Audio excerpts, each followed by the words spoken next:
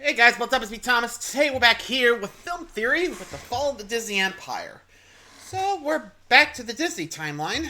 So I'm gonna wrap things up, and apparently things ain't looking good for them, considering the name. So I don't know exactly, but we go check it out, huh? Be sure to like, subscribe for more. Hope you enjoy. See what Lee's got for us.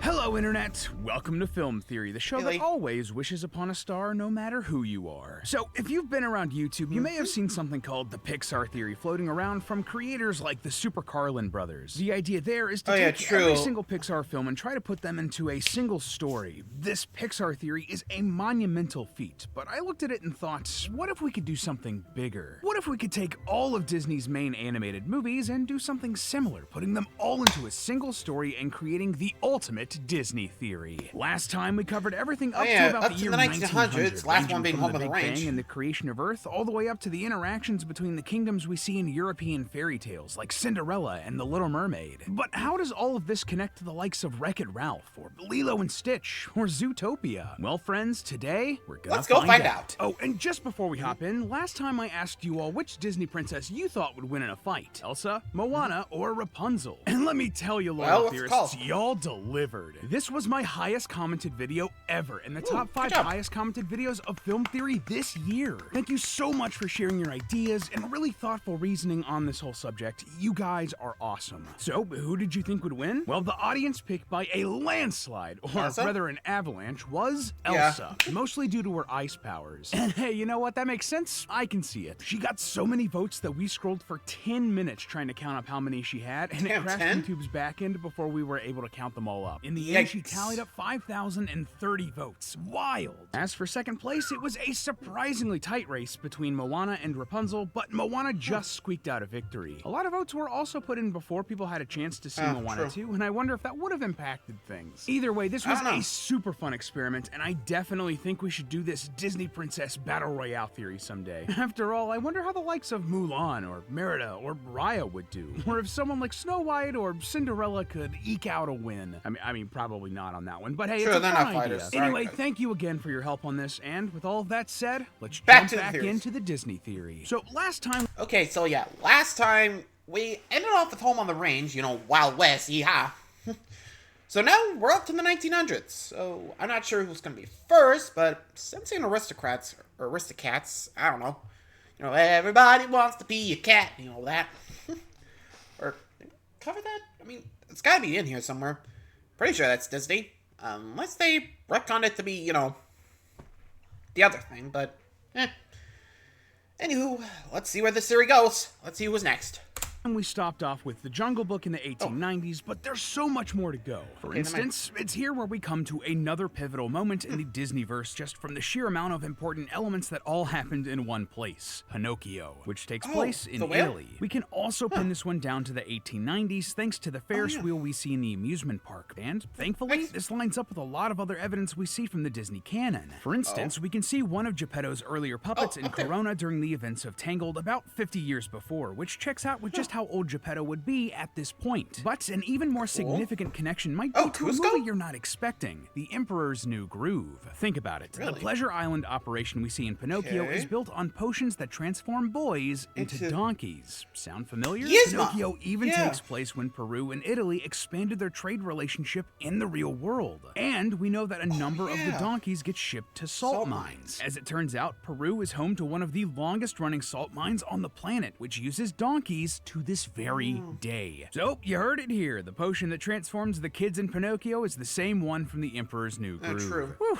that one took a lot to find the date, but thankfully our next entry makes things super easy. Rounding out the 1800s, we have The Great Mouse Detective, set in London during 1897, which we know thanks to a date on a handy newspaper. This movie is also the closest we're ever going to get to a Disney animated Sherlock Holmes, which makes me sad. I'd love to see that personally. But there's no need to dwell on that, just like there's no need to dwell on Make Mine Music, a collection of animated shorts, most of which are set in America. This bad boy's not even on Disney Plus, but it's part of the Disney canon, so we gotta count it. Most of the shorts are dotted across the first half of the 1900s, and they don't really leave much of an impact, so yeah, moving on. Just like The Great Mouse Detective, the next movie in the timeline also prominently features the Big Ben Clock Tower. I'm of course talking about Peter Pan, set in 1904 as confirmed in the film's pre-release promotional material. Here, the city of London, back in 1904. This film also once again goes hard on the magic of wishes and belief in fairies. There's a reason it's a Disney classic. A movie that didn't leave much of an impact though, The Wind in the Willows from The Adventures of Ichabod and Mr. Toad. This story was about some talking toads that takes place basically at the same time as Peter Pan in the English countryside, just a year later in 1905, which we know thanks to a dated invoice. And just like The Great Mouse Detective, it's another case of a sentient human-animal creature. Just thought I'd point that out. It will become relevant later. Heading across the pond, we actually have to make a pit stop in San Francisco. Here, a scientist named Lenore Shimamoto was experimenting with some sort of new power source. But her invention inadvertently amplified the great 1906 San Francisco earthquake enough that it became known as just the Great Catastrophe. Thankfully, the city was rebuilt with the help of Japanese immigrants, whose influence on the city had it redubbed as San Fransokyo. But here's the thing. The power source that Shimamoto was creating, it was a star. It created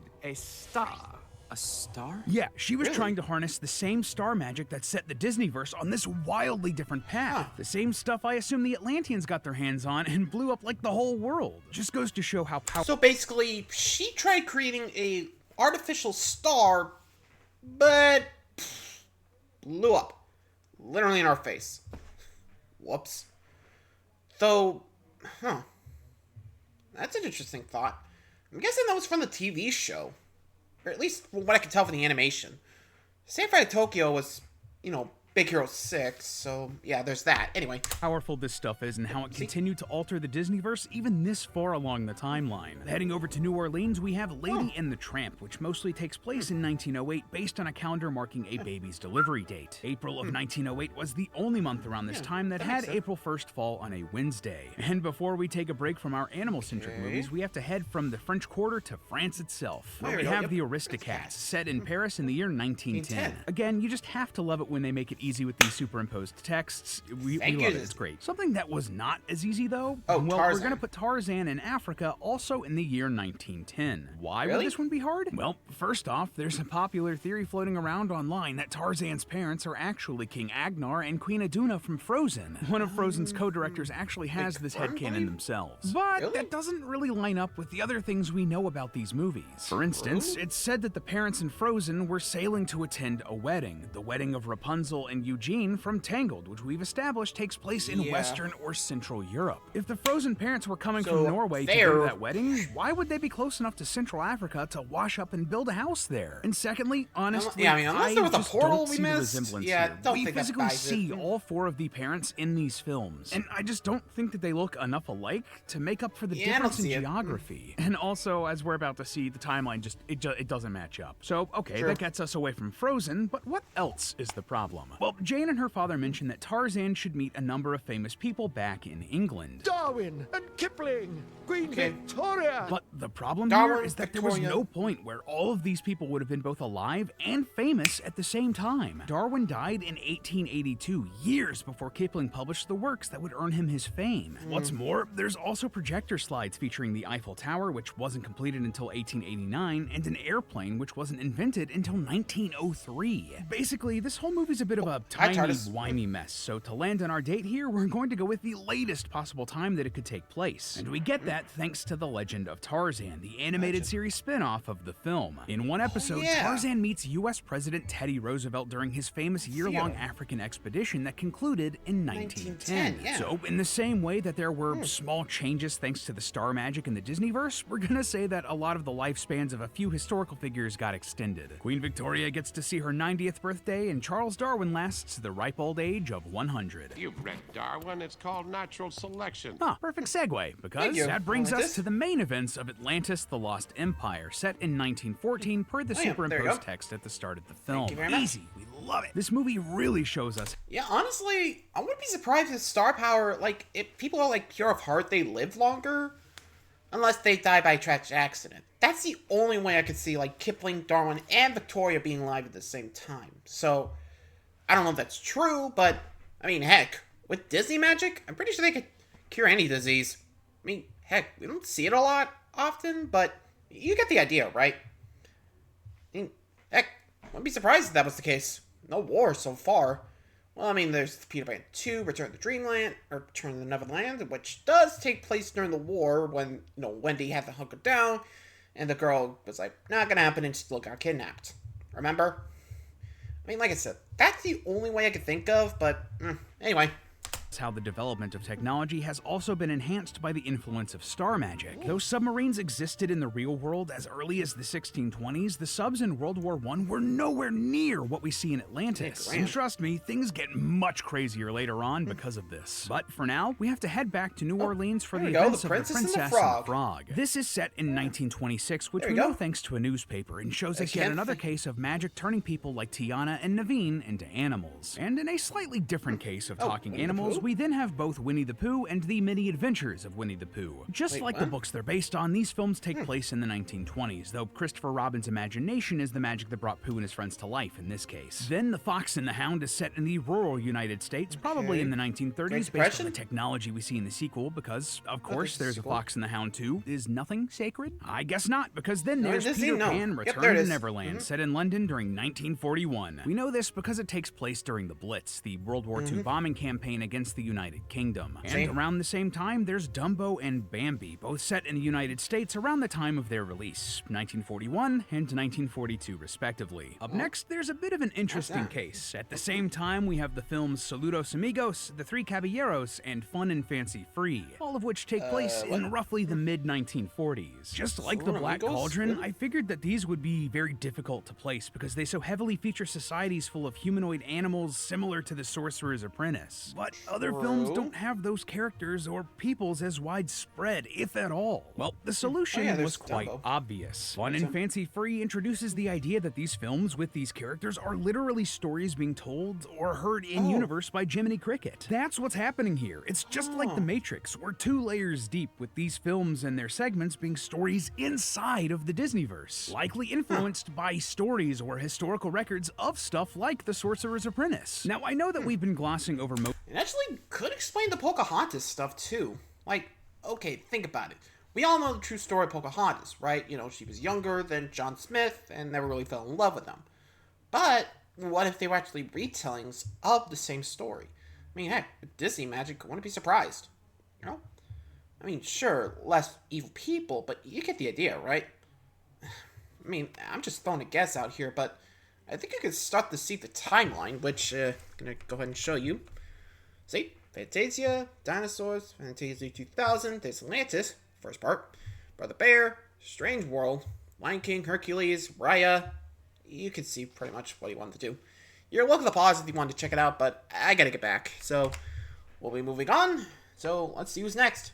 most of the sequels unless they were main movies like Frozen 2, or they were needed to help place a film in our timeline here. But we have to talk about Atlantis again. Yeah, the direct-to-video sequel Atlantis, Milo's Return, takes place in the 1940s after World War II, over 30 years after the main events of the first film. The movie also ends with Atlantis returning to the surface, which will have a big impact on technology in the future. Trust me, we'll get there. Oh, and also, just before we move on, Atlantis 2 also lets us slide in the classic Disney animated series Gargoyles into the timeline. See, Milo's Return was originally going to be a spin-off series called Team Atlantis, which was canceled after the Lost Empire bombed at the box office. Well, one of the episodes of Team Atlantis was going to feature Demona, a main antagonist from Gargoyles. And this wasn't just like a random idea they had a script done. This basically opens up all of the mythology touched by Gargoyles and fits it into the Disneyverse, including their versions of Odin, Puck, King Arthur, and Avalon. Guess the kid from Sword in the Stone had a major glow-up, didn't he? Honestly, this one is just a bit of selfish leak content because Gargoyles was such a formative part of my childhood. This might not fit 100% with everything else here, but just let me have this one, okay? Something that is clear and does fit in, though, Encanto, with all of its star magic packed inside of the casita, is up next, set in 1950s Colombia. This is 50 years after the Madrigal family fled their home due to some sort of Colombian conflict, likely the Thousand Days War, which happened around the year 1900. Bruno also references telenovelas, which didn't really become a thing until the 50s, so it fits. So what do you like? What do you like? You like sports? Game shows. telenovelas. And a thing that was also around in the 50s? Dalmatians. Over 100 of them, in fact. Yeah, right Yeah, after 101 Encanto, we have Dalmatians. 101 Dalmatians set in London, though the date's a bit a funky. lot of London Why? places. Well, we see a calendar that suggests Oh, here we go. 1954, but a newspaper that states 1958. It's possible that someone could have had a calendar that long that was just out of date, but just to be on the safe be. side, we're actually going to place this movie and its sequel in late 1960 and early 1961. This is because Yeah, its okay. sequel, 101 Dalmatians 2, Patch's London Adventure, has multiple newspapers from 1961. There you go. Also, real quick, it's just truly tragic they didn't name this sequel 102 Dalmatians. Like, that title is one of the few things a live-action remake pretty did much better did than it right. the animation. Continuing our trend of classic Oh, the animal Great movies, Adventures. next up we have The Rescuer, set during the Rescue, time sorry. of its release in 1977, with the bulk of the story taking place in a Louisiana bayou. Man, Louisiana in the Disneyverse gets real busy, doesn't it? Anyway, we also Don't know get that the Paris. sequel, The Rescuers And, Down Under, takes Britain. place in Australia during 1979, all thanks to this shot of a calendar. It also lines up with the fact that Bernard and Bianca get engaged in this movie, and marriage proposals typically happen after about 2.5 years of dating. The timeline just matches perfectly, even if we are talking about a movie Stretching with it. talking mice and a grand mouse society. But counter to that, we also have some Rescue- pretty normal Oh, animals cute. living in human society, like those we see in Oliver Oliver and Company. This Oh, yeah, film the is one set that in got- New York see, City the in big guy just got- 1988. The year it was released, which we can confirm thanks to another April calendar. 1980. Also, before you mention it, yes, this movie does have a lot of familiar-looking dogs from other Disney films, but we know that they're not the same animals and that they can't live that long. So we're just gonna chalk this Fair. up to animals of the same breed and same species, just looking Yeah, similar. I can see that. mean, it's like not every deer can be Bambi's mom, even if the animation is copied wholesale. And from here, Yeah, we're that's actually Disney done style, with the just 20th copying it. century. Oh. Well, unless you want to count gargoyles, the lion's share of which takes place in the 90s, but again, that's some selfish Lee content. But regardless, now, moving into the 21st century, we have a movie that's going to introduce a 2000. lot of big ideas for the Disneyverse. See, Earth was not the only planet in the Disneyverse to have life develop on it, or technology Oh, and here comes supercharged Lilo by and star Stitch. magic. Lilo No, and there's Stitch. actually tons of these, enough to form a government in the Milky Way galaxy known as the United Galactic Federation. This is a powerful faction who keep an eye over thousands of planets and have laws against certain science that would go against the natural order Sorry, of Stitch. things, the natural way of star magic. They believe this so much that by the year 2001, they arrest Jumba. Dr. Jumba Jukaba for creating a new species and seek to destroy his work. It is an affront to nature. It must be destroyed. How do we know all this? Well, it's all thanks to Lilo and Stitch. Yeah, we see the Galactic Federation in action in this movie, and we know that it takes place in the year 2001 thanks to the date that we see on Stitch's 22nd of adoption December. paper after he Oh. escapes to Earth and starts his life on Hawaii. Also worth noting that Earth's history with weird sentient animal creatures is kind of on display in this movie. Like, very few people call out how weird the aliens look when they're visiting Earth, and they've put on some very bad disguises. People are just being polite. After all, this is Fair. a planet It's that's had Disney. everything from dragons to talking mice to giant talking mice. Anyway, the existence there. of this Galactic Federation has some pretty wild implications later on, but for now, well, even Like with the Trish boost from Planet? Atlantis, the technology on Earth has a bit more to go before it can catch up with this Galactic Federation, but that doesn't mean it isn't impressive. Why do I say that? Well, because of Meet the Robinsons. Yeah, I the forgot time about scene. this one too, but this movie starts in the year 2007 before we have a 30-year time jump giving us a glimpse into the future. 23. This is spelled out pretty clearly in the film's marketing. Anyway, this film involves a lot Ooh, of the time future! travel, which allows its main character Lewis to see where technology is headed and really help further accelerate scientific development when he goes back to 2007. Man, time travel always complicates things, doesn't it? Something less True complicated, that. though, is Bolt, set around its release date in 2008. Nothing super eventful there. But more Sorry, Bolt. eventfully, around this time, we also have Wreck-It Ralph and Ralph Breaks the Internet, set at roughly the same times as their release dates, 2012 and 2018 respectively. The sequel even acknowledges the 6-year time difference. Look, I get it. You've been married 6 years. You're looking to spice things up. This shows us that technology has advanced more quickly than in our world, enough so Thanks, that characters Galaxy. in video games and online are sentient. Though I will say these movies Oh. are a bit weird in the context of the Disneyverse. After all, Ralph Breaks the Internet confirms that the Walt Disney Company straight up exists in the Disneyverse, along with the Disney princesses, Pixar, Marvel, Star Wars, and the Muppets. Muppets show. And while that is a weird quirk, it's not exactly impossible. Like, Disney True. I mean, when you think of it like, say, our world, like, we know about this stuff, so we can pretty much share this whatever, but, you know, I wouldn't be surprised if Disney just copied some of this stuff and didn't realize, hey, they made alternate worlds or something. I mean, they could have bled over, but you get the idea, right? And to be fair, in Wreck-It Ralph, like, no one knows, like, the game characters are sentient. Like, they get hints, but I don't think everyone's realizing, hey, wait, they're alive! Or something like that, right? I mean, they, cross over a lot with, like, that game terminal, I think I remember it was called. But, yeah, you get the idea. I don't think we know about it.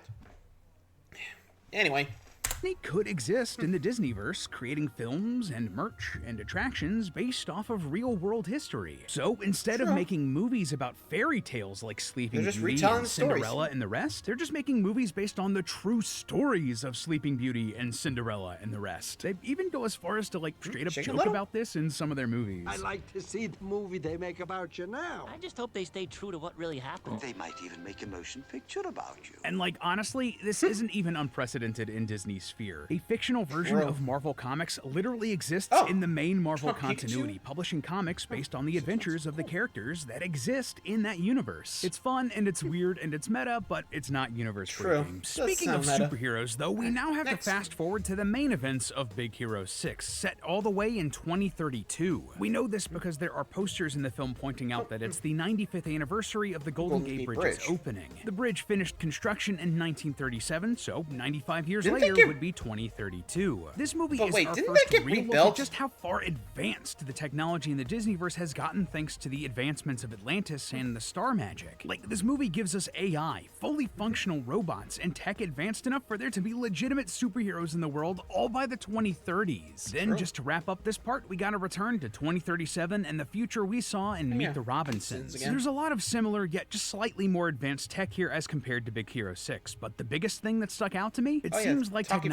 has gotten good enough to infuse regular animals with star magic that lets them speak, as we see with the genetically engineered frogs in this film. Hey, Frankie, baby, you gotta tell us one of your jokes. Man, this movie sure was. It was something. Frankie, okay, baby. So now here is where things get huge, wild, and crazy. Yeah, we're gonna see a massive time jump between Meet the Robinsons in 2037 and the next films in the Disneyverse timeline. And in that time frame, there are some big changes to the world, to the whole galaxy. At some point, humanity must achieve interstellar travel and join the rest of the aliens up there in the stars. In fact, eventually, humanity leaves Earth altogether, and we know this thanks to what I'm gonna call the animal people movies. You know the ones. They have very humanoid-looking animals walking upright like they're people. At first, I wondered if they were like on their own planet, but we know that these humanoid animal movies have to take place on Earth. Look on all the other planets, you can only find them right here on Earth. So, how is that possibly going to fit? Well, if humanity leaves Earth and expands out into space with the Galactic Federation, that would give the sentient animals a chance to rise up and be the new people of Earth. And we actually know that this is something that some of the talking animals on Earth have wanted for a while. In the Jungle Book,